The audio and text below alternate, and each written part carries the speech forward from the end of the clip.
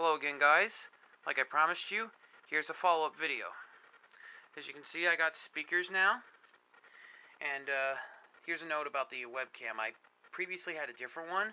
It was one that I had years ago and figured I'd use it as a temporary webcam. But the video quality was so terrible, mainly because of the frame rate being so slow that the audio didn't even stay in sync with my lip movement. Or just the video not staying in sync with the audio. Either way.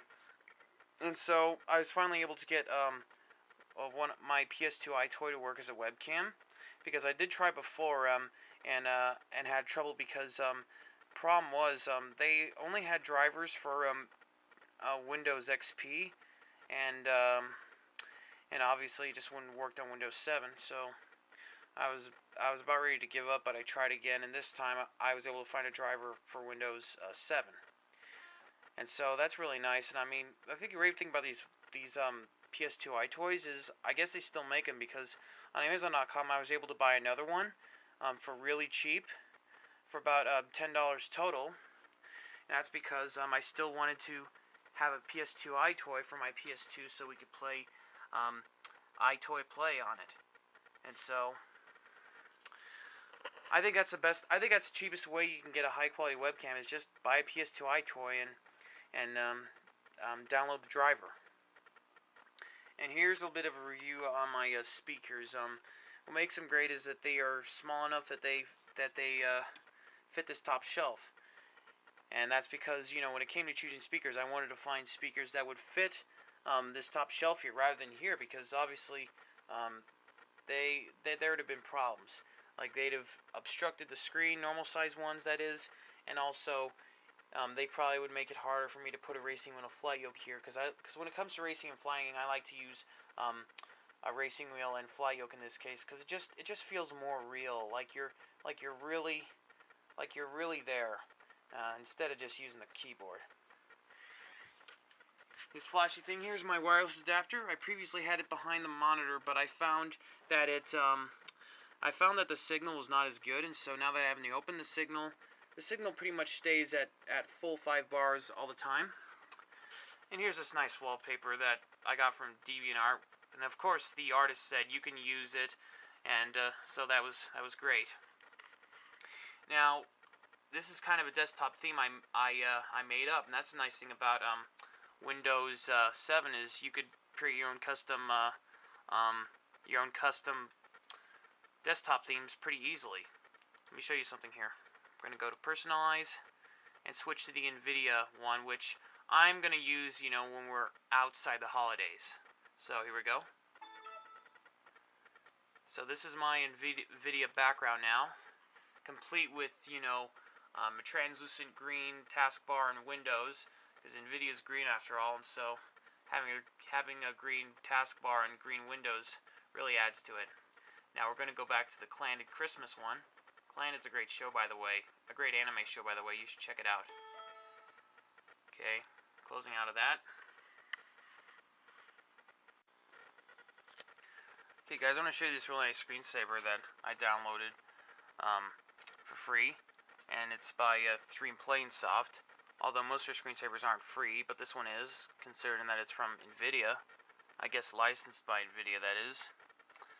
And my only gripe about the screensaver is that its frame rate, and it only gets between about 10 to 30 frames per second, and it's what I expect, you know, for being aware that my video card is not the high-end one. It's probably just a low-end one, and so I'm definitely going to get that changed out rather quickly.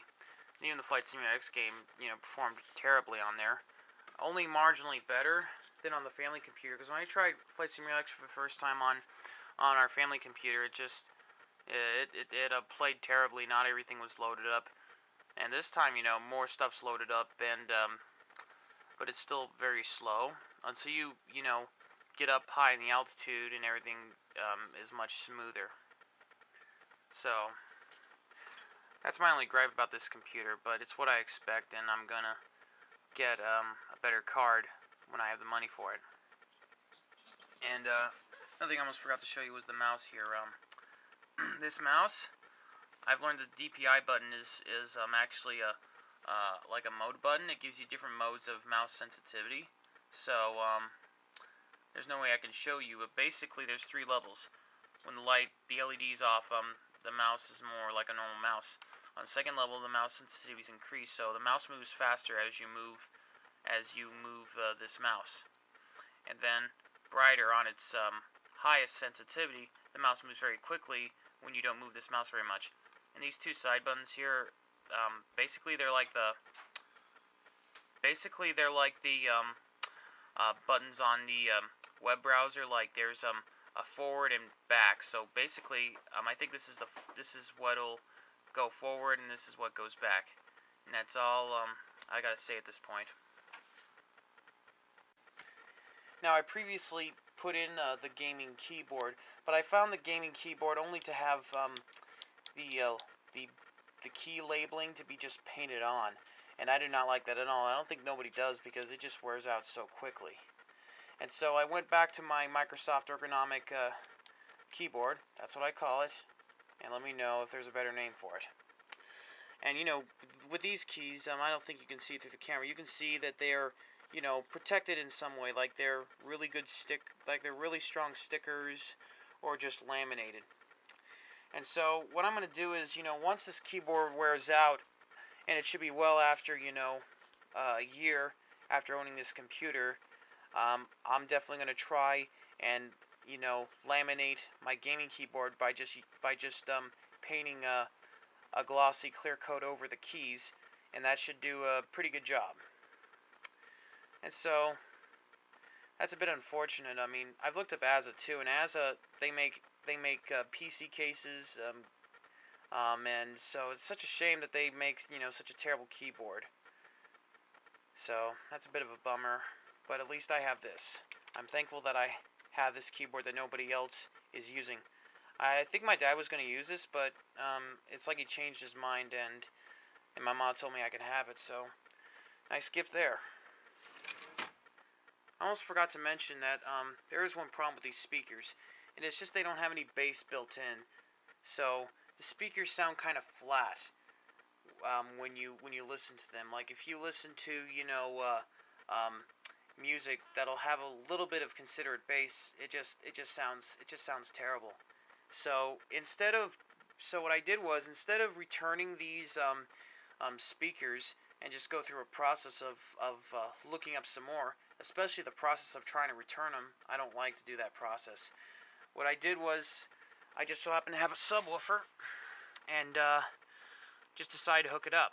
And I used a Y adapter so that I was able to hook this subwoofer and the speakers up into the audio jack on the back of the computer.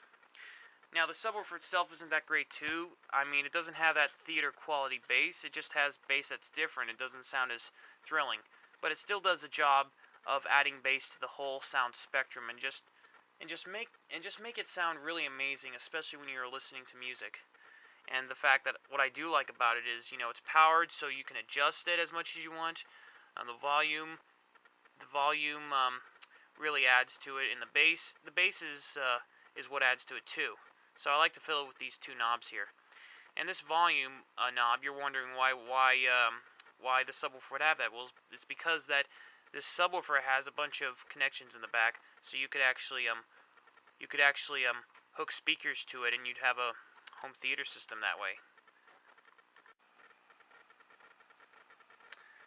I also got this in the mail, this time through my own Amazon account. This Giotto's duster pump. I decided that, I did not want to spend the money on just getting these canned dusters that just don't last that long, and they especially get quite cold after heavy use, so decided to get this. And it does the job as well as an air duster. So if you're on a budget, I'd recommend this product when it comes to dusting your computer. And my plan is try to use a vacuum cleaner to vacuum up the dust, and use this to get any dust that doesn't want to come off from the vacuum. And I made one modification to my computer, and what I did was I added two 4-inch cold cathodes to it, and the reason I did that is, well, I was a little disappointed that the computer was kind of dark, even though it's got lights in it. The only lights it originally had were these ventilation fans. One in here, though you can't see it because of the grill, but this one you can see. This is a ventilation fan, and those ventilation fans had LEDs in them, and that's what provided some light. And so what I did was, just for fun, to add the cold cathodes. And you can actually see them right here, but I'm going to turn them on for you so that you can really see them. So here we go.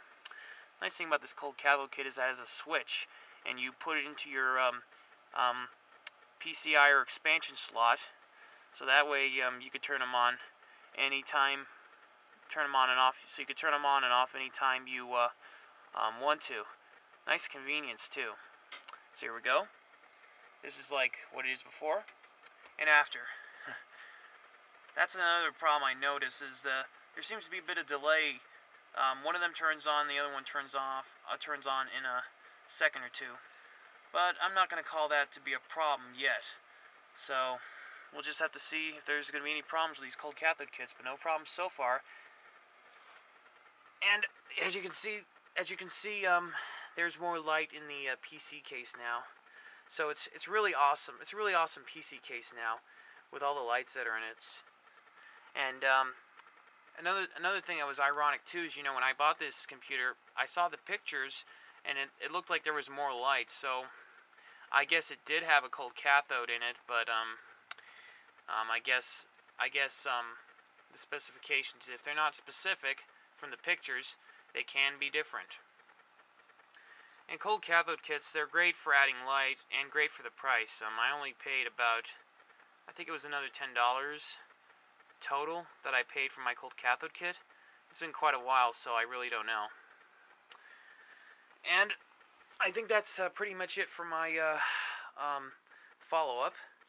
I hope this computer will serve me well, because I'm convinced that CyberPower PC is a good company. After all, they do have an A+ rating from the Better Business Bureau. So we'll just have to wait and see. I especially like this wallpaper here. So again, I'll see you guys really soon.